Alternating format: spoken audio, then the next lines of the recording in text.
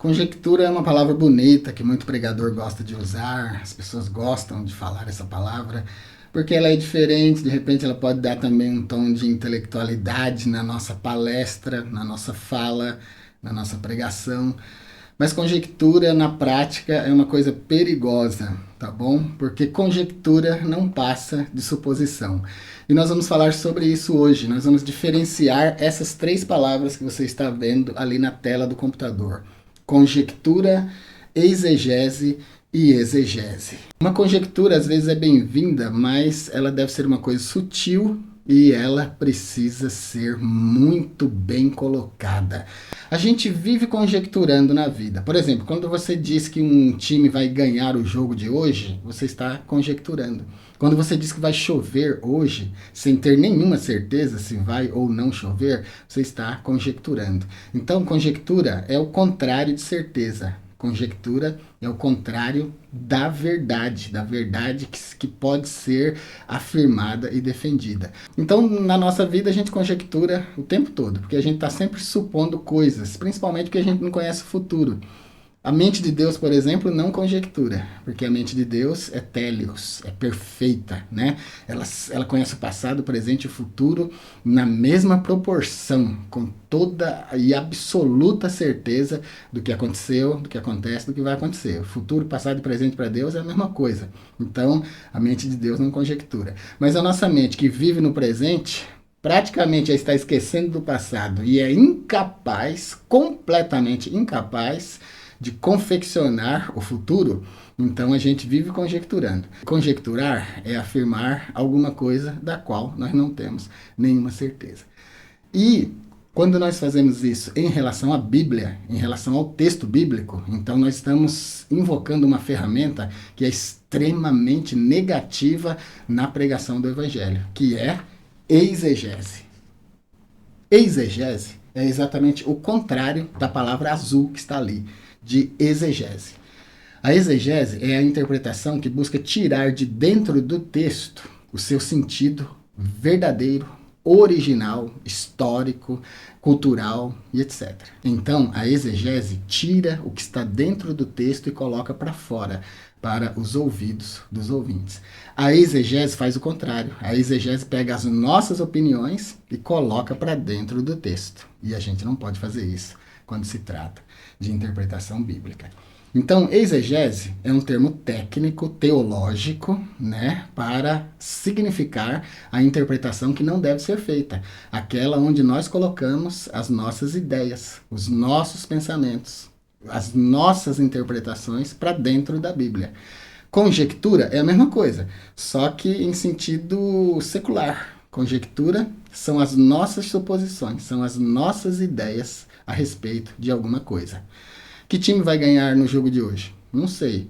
Aí chega alguém e diz, quem vai ganhar hoje é o time tal. Está conjecturando, está afirmando uma coisa que está baseada numa suposição. Ninguém sabe quem vai ganhar.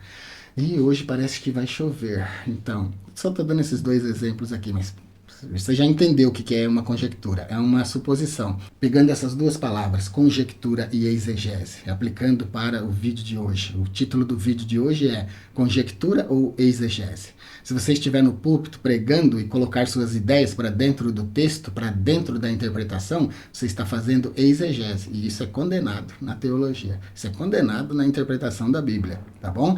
E às vezes a gente fala assim, eu vou conjecturar agora, mas de repente você não está conjecturando, você está fazendo uma exegese. Porque quando você paraleliza uma ideia conjecturada, uma ideia exegética ao texto bíblico, você está desconfigurando o texto bíblico. Isso é perigoso. Porque quando a gente está com a Bíblia na mão, falando da palavra de Deus, as pessoas estão com os ouvidos atentos a nós. E as pessoas que não entendem a Bíblia, que não conhecem a Bíblia, elas tendem a dar 100% de crédito para nós. Por isso que conjecturas são coisas perigosas. E exegese não pode nem acontecer dentro da igreja, né? Exegese são as nossas opiniões inseridas dentro do texto bíblico. Não pode. Quando você tiver uma conjectura que seja lógica, conjecturas só são aceitas quando são lógicas. Conjecturas só são aceitas quando são bem feitas, quando tem ligação com o tema e não vai trazer prejuízo para quem estiver ouvindo. Então, elas podem ser usadas, mas com muito cuidado, porque senão ela pode se transformar em exegese. E aí a gente vai transtornar o texto bíblico, não entregando para os nossos ouvintes o verdadeiro sentido, o verdadeiro significado do texto, que seria exegese.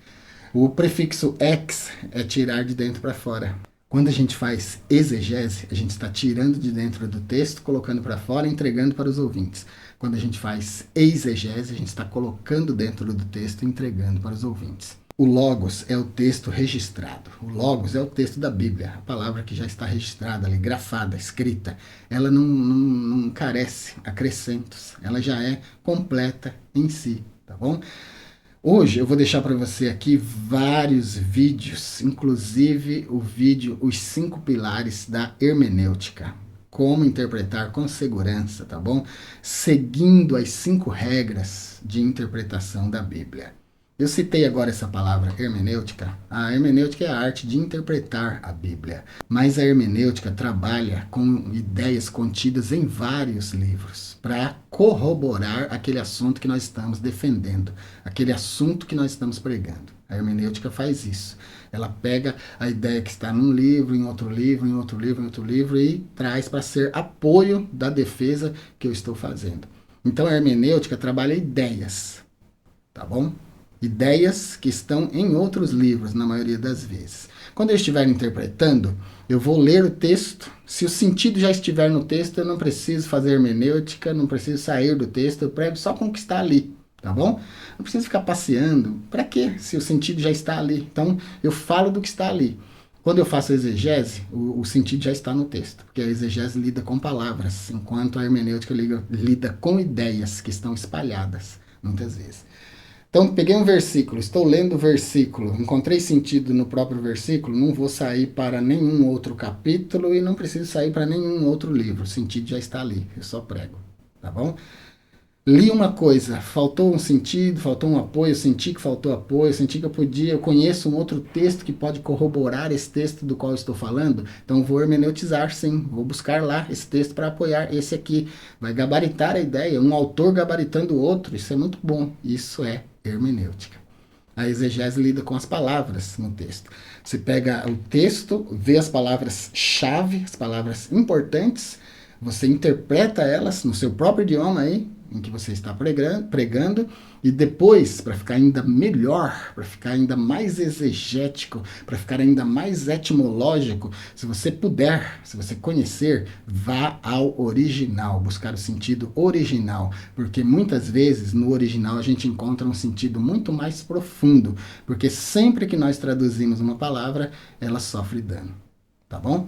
Então, a exegese faz isso. Ela tira de dentro do texto seu sentido original, enquanto que a exegese coloca as minhas ideias. Pregadores que fazem exegese são tendenciosos. Pregadores que usam muitas conjecturas são pregadores que estão correndo risco. Se você gosta disso, é importante agora que você entendeu exatamente o que é e o perigo que a conjectura oferece, seria importante você repensar esse conceito, tá bom?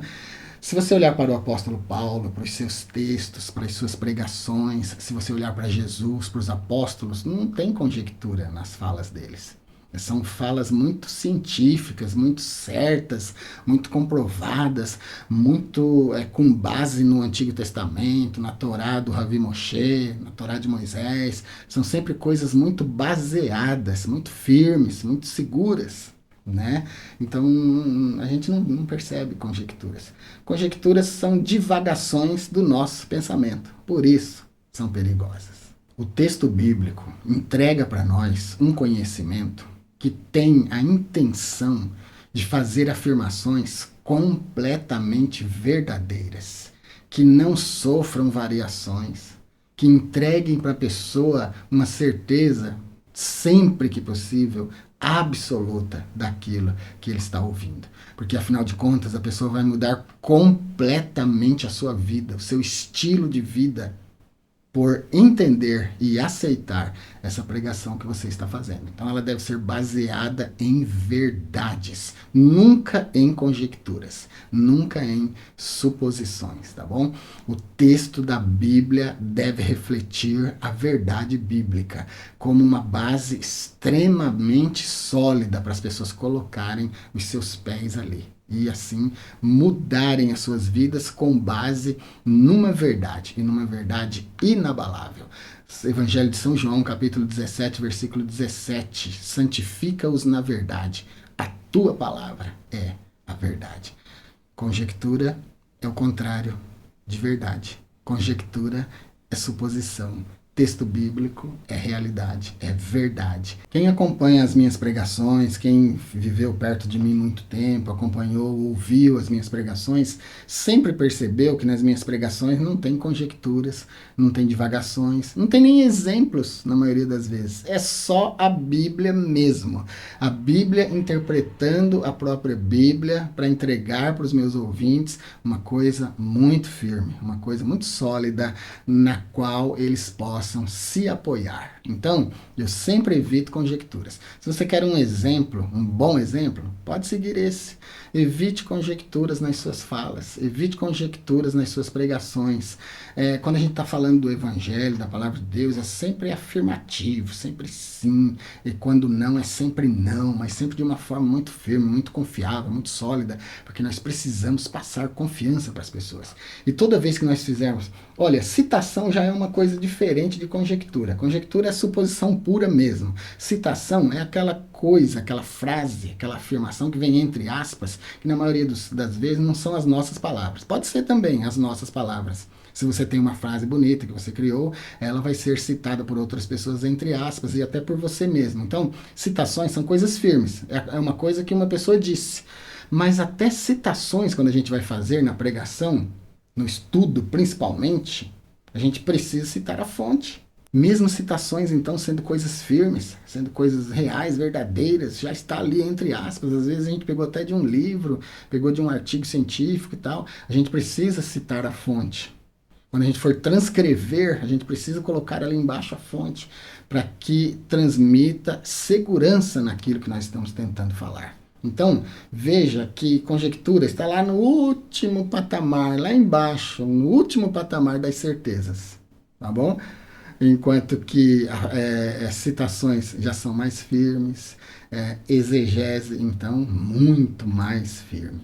Então, toda vez que a gente for falar na igreja, vamos procurar falar o texto no texto, o texto lúcido, porque a obrigação do pregador é elucidar o tema que ele propôs de forma clara, objetiva, sem gastar o tempo dos ouvintes e sem fazer exegese, sem conjecturar, sem colocar suas próprias opiniões e ideias, sem colocar suas próprias interpretações para dentro do texto. Porque a Bíblia tem sua própria mensagem.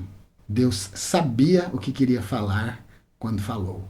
Deus sabia que mensagem queria transmitir quando inspirou os profetas a escreverem as suas redações, os seus textos bíblicos, tá bom? Do mesmo jeito foi com o Novo Testamento, do mesmo jeito que foi com o Antigo Testamento, foi também com o Novo Testamento. Textos inspirados, textos que o Espírito Santo inspirou. Portanto, eles são firmes, não precisam da nossa ajuda para se interpretarem, tá bom? Dá uma olhadinha no vídeo que eu vou deixar aqui para você, os 5 pilares da hermenêutica. Você vai entender isso que eu estou falando. É isso por hoje, então. Se você gostou das informações que você recebeu aqui no nosso vídeo de hoje, aplique então na sua vida. Se você já pensava assim, quiser deixar um comentário aqui para mim, vai ser muito bom o seu feedback, seu retorno. Se você conhece alguém que faz muita conjectura enquanto prega, mande o vídeo para ele. O vídeo não tem nenhuma pretensão de afrontar ninguém ou de magoar ninguém. É só ensinar mesmo, tá bom?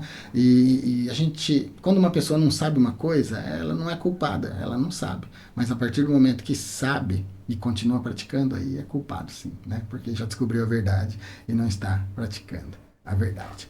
Fique com Deus, então. Se você gosta dos nossos vídeos, assiste, mas ainda não se inscreveu, se inscreva. Vai ser muito bom ter você como inscrito do nosso canal. Quer se tornar membro? Como membro, você terá vídeos, aulas e cursos exclusivos. Fique com Deus e até o nosso próximo vídeo.